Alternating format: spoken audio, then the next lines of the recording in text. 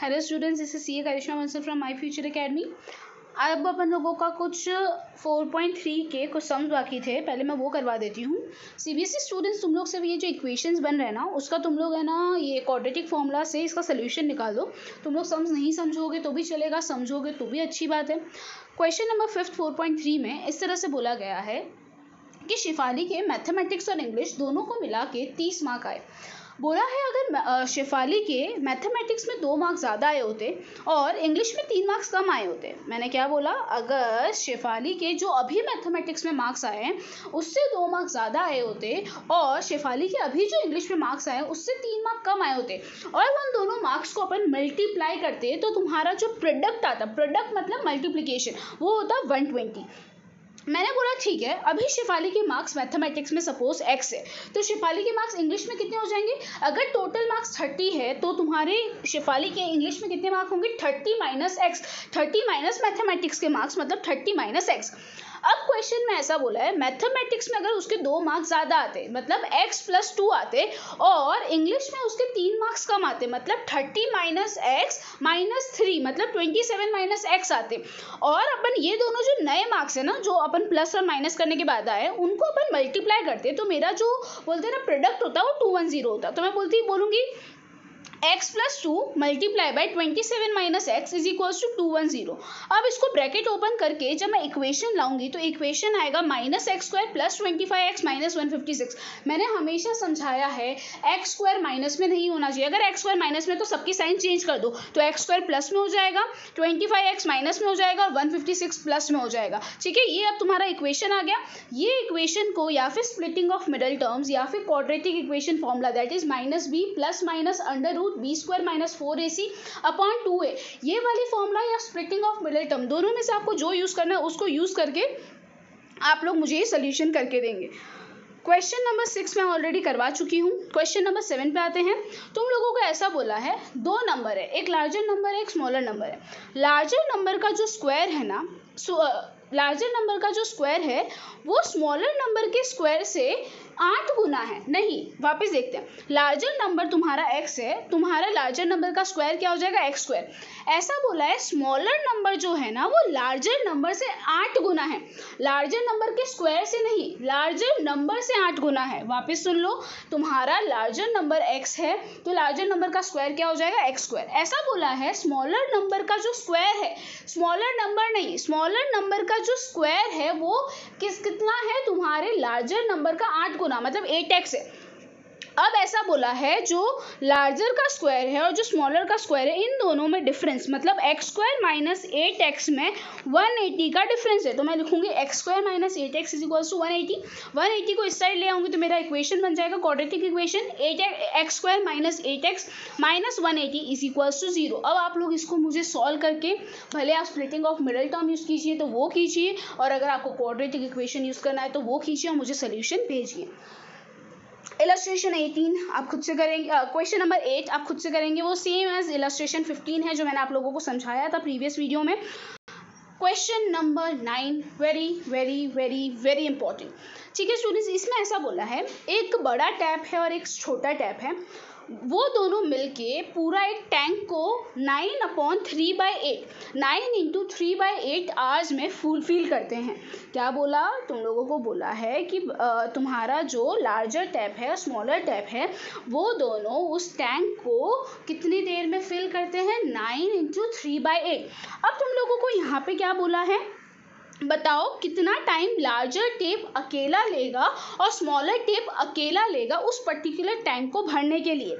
ठीक है, मैं बोलूँगी let the time taken by larger tap be x और let the time taken by smaller tap. ऐसा बोला है जो जितना टाइम लार्जर टेप लेगा ना उससे 10 घंटे ज़्यादा स्मॉलर टेप लेगा उस टैंक को भरने के लिए। तो अगर लार्जर टेप ने x टाइम लिया तो जो स्मॉलर टेप होगा वो x + 10 टाइम लेगा। अगर मैं कोई काम x आवर्स में कंप्लीट करती हूँ तो मैं 1 आवर में कितना काम कंप्लीट करूँगी, 1/x। तो मैं बोलूँगी भाई tank filled by larger tap in 1 hour is equals to 1/x and tank filled by smaller tank is 1/x/10। वापस अगर मैं कोई पर्टिकुलर काम 10 घंटे में ख़त्म करती हूँ तो 1 घंटे में मैं कितना काम करूँगी 1/10। उसी तरह अगर मैं भाई पूरा टैंक x आवर्स में भरता है तो 1 घंटे में कितना टैंक भरेगा 1/x। ऐसा बोला है कि भाई टोटल मिला के ये लोग कितना टाइम ले रहे हैं 9 3/8। तो 1 घंटे में ये लोग दोनों मिला के कितना करेंगे 1/9 3/8। वापस अगर टोटल ये लोग दोनों मिला के इतना टाइम लेते हैं तो 1 घंटे में ये लोग कितना टैंक भरेंगे दोनों मिला के 1/9 3/8। मतलब ये प्लस ये इसका 1 आवर प्लस इसका 1 hour is equals to total का हिसाब से 1 आवर, तो 1/9 3/8। अब इसको रिवर्स कर देंगे तो ये हो जाएगा 8/75 और इसको सॉल्व करेंगे, इसको मल्टीप्लाई कर देंगे, एलसीएम लेंगे, ये नीचे वाला मल्टीप्लाई हो जाएगा, ये ऊपर चला जाएगा और ये यहाँ पे ऊपर चला जाएगा। तो x + 10 + x/x² + 10x is equals to 8/75। अब क्या करोगे, ये 75 यहाँ पे मल्टीप्लाई होगा, 8 यहाँ पे, ये इक्वेशन यहाँ पे चला जाएगा और ये यहाँ पे चला जाएगा। उसके बाद इसको सॉल्व करने के बाद आपको क्वाड्रेटिक इक्वेशन मिलेगा और इसको आपको सॉल्व करना है। बहुत ज़्यादा ईजी है, बस इतना ध्यान रखो यहाँ पे अपन ने स्मॉलर टैंक और लार्जर टैंक का 1 आवर के हिसाब से काम लिया और टोटल भी जो काम है उसको भी 1 आवर के हिसाब से कर दिया। टोटल मेरा 75/8 आवर्स लगता है।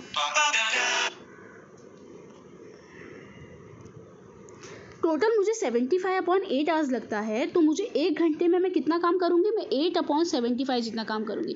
कितना काम करूँगी 8/75। कैसे आया 1/8 75/8, तो ये 8 ऊपर चला जाएगा 8/75। ठीक है स्टूडेंट्स, बहुत ज़्यादा इजी है, ज़्यादा कंफ्यूजिंग नहीं है, आराम से समझिए। नहीं आए तो मुझे कॉल कर दीजिएगा। आगे क्वेश्चन नंबर 10 में ये बोला है तुम्हारी एक पैसेंजर ट्रेन और एक्सप्रेस ट्रेन है। पैसेंजर ट्रेन की जो स्पीड है और वो जो एक्सप्रेस ट्रेन की स्पीड है उसमें 11 किलोमीटर पर आवर का डिफरेंस है। मतलब ये x की स्पीड में चलती है तो ये x + 11 की स्पीड में चलती है। ठीक है, मुझे 132 किलो डिस्टेंस ट्रैवल करना है। एक्सप्रेस ट्रेन पैसेंजर ट्रेन से 1 घंटा कम टाइम लेती है। ठीक है, बहुत ज़्यादा इजी। सबसे पहले मैं बोलूँगी भाई पैसेंजर ट्रेन कितना टाइम लेगी, T1 is equals to distance upon speed, और एक्सप्रेस ट्रेन कितना लेगी T2 is equals to distance upon speed. अब ऐसा बोलूँगी इन दोनों के टाइमिंग के बीच में एक्सप्रेस ट्रेन और तुम्हारी जो पैसेंजर ट्रेन है उसके बीच में कितना डिफरेंस होगा 1 का। अब यहाँ पे मैं एक्सप्रेस ट्रेन माइनस क्या करूँगी पैसेंजर ट्रेन, या passenger train minus express train. देखो टाइम किसको ज़्यादा लग रहा है, टाइम पैसेंजर ट्रेन को ज़्यादा लग रहा है, इसीलिए T1 - T2 होगा। जिसको ज़्यादा टाइम लग रहा है वो पहले आएगा। T1 - T2 is equals to 1 hour. मतलब पैसेंजर ट्रेन एक्सप्रेस ट्रेन से 1 घंटा ज़्यादा लेती है। ठीक है, तो मैं बोलूँगी T1 - T2 is equals to 1। अब T1 क्या था 132/x और T2 क्या है 132/x + 11। बस नीचे नीचे वाला मल्टीप्लाई, ये x + 11 यहाँ पे चला जाएगा, ये x यहाँ पे चला जाएगा और नीचे जो मल्टीप्लाई हुआ है वो दूसरी साइड चला जाएगा। इसको सॉल्व करने पे जो तुम्हारा इक्वेशन आएगा वो आएगा x² + 11x - 1452 is equals to 0। इसको मुझे तुम लोग अगेन सॉल्व करके बताओगे।